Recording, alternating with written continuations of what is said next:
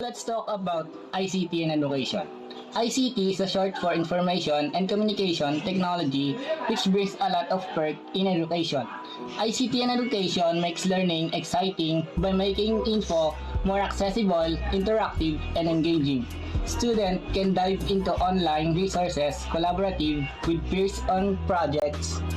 Teachers can use multimedia lessons and connect with students. ICT also helps build skills like digital literacy, problem solving that can be used in real world.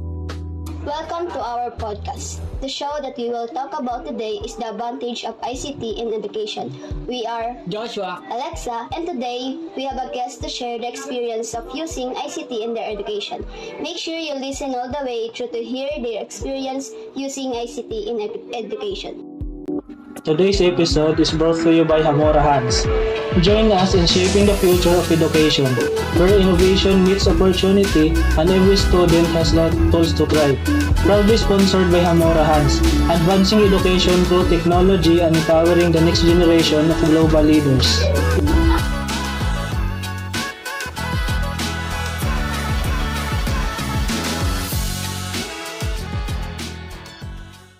so ano nga ba ang advantage ng ICT sa education? Sa episode na to, ang pag-uusapan natin ay ang access to global knowledge at sa pag-enhance sa mga access ng learning materials. The first one is access to global knowledge. Binabago ng ICT sa education ang paraan ng pagkuha at paggamit ng mga mag-aaral sa pandaigdigang kaalaman. Nagbibigay daan ito sa iyo ng tuklasin at maraming impormasyon online at palalimin ang inyong pag-unawa sa iba't ibang paksa.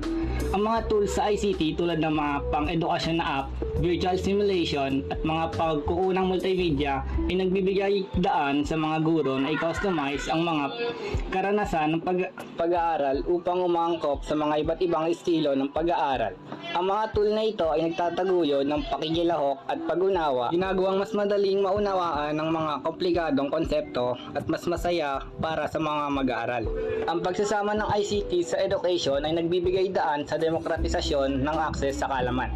Nagtataguyod ng pandaigdigang pagkamamayan at nagbibigay ng kapangyarihan sa mga mag-aaral.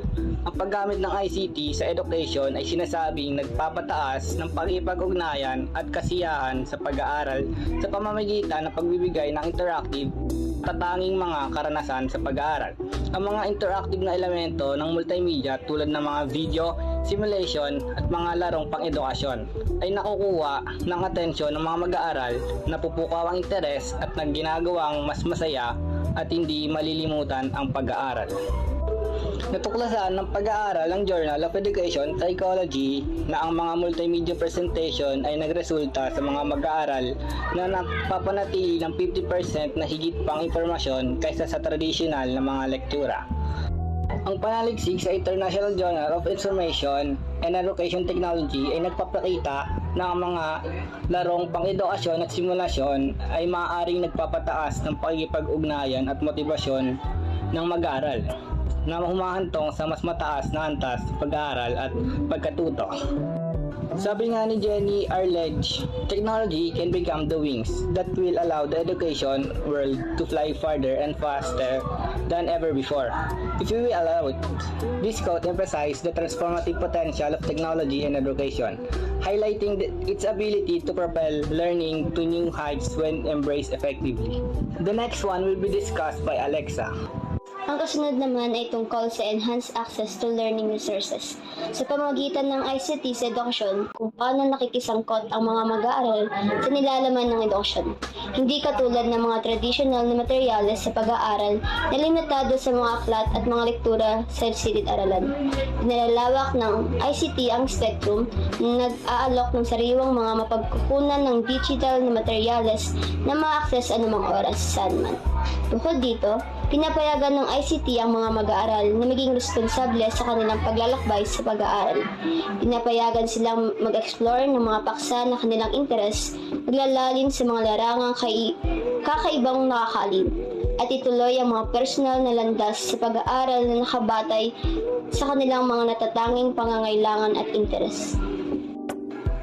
Ayon sa isang survey na isinagawa ng National Education Association, 85% ng mga guro ang nagulat na ang pagsasama ng mga tools sa ICT sa kanilang mga aralin ay nagpapataas ng pakikipag-ugnayan ng mga mag-aaral. Kasama sa pag-aaral na ito ang mga tugon mula sa mga tagapagturo sa iba't ibang antas ng baitang at mga asignatura at itinampok ang positibong epekto ng teknolohiya sa pagkanyak ng mag-aaral at pakipag-ugnayan sa mga aktibidad sa silid-aralan. Itinatampok ng mga datos na ito ang halaga ng ICT sa pagpapaunlad ng isang nakakaengganyo at dinamikong kapaligiran sa pag-aaral na nagtataguyod ng tagumpay ng mag-aaral. Ayon kay Dr. Amanda Chen ng Educational Technologies, by harnessing the power of technology, we've witnessed a remarkable surge in student engagement and motivation, propelling them towards greater academic success. This code suggests that technology has significantly improved student engagement and motivation, leading to the academic success. By incorporating interactive learning experience, teachers create dynamic and interactive learning environments. Transforming education, empowering minds, embrace the digital revolution with ICT. From virtual classrooms to interactive learning, ICT revolutionizes education, providing access to knowledge anytime, anywhere. Say goodbye to traditional boundaries and hello to endless possibilities as technology bridges gaps, inspires innovation, and shapes the future of learning. Join the journey to a brighter tomorrow where every student has the tools to succeed. Thanks to the transformative power of ICT in education. Para sa tatlong guests for today's episode, can you share some of your experience using ICT in education? Ako po si Polay Banabalos at ito ang aking experience using ICT. Maraming nagagawa ang ICT sa atin, lalong-lalo na sa edukasyon. Nakakatulong ito upang madagdagan lalo ang ating mga kaalaman. Katulad na lamang sa Google, nakakapag-search tayo ng ating mga gusto at pwede natin itong alamin para mas madagdagan ang ating kaalaman. Name is San Zamora, and starting from elementary until now we still use ICT, like getting information on Google and just search on Google and you will find what are you looking for. Example, assignment, give the meaning of technology, and I search, you just do it, the every meaning of technology. Similar, many apps are popular now about educational purposes only, such as Brainly and ebooks, and those that can be watched on online platform. Ako nga po pala si Shane Daryl Kabukin at ito ang experience ko sa paggamit ng ICT sa education. Dahil dito, mas napapadali ko ang aking pag-aaral dahil sa mga apps and tools na ginagamit namin ngayon sa makabagong henerasyon. Today's episode is brought to you by Hamora Hands.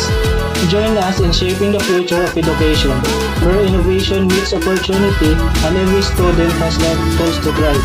Proudly sponsored by Hamora Hands, advancing education through technology and empowering the next generation of global leaders.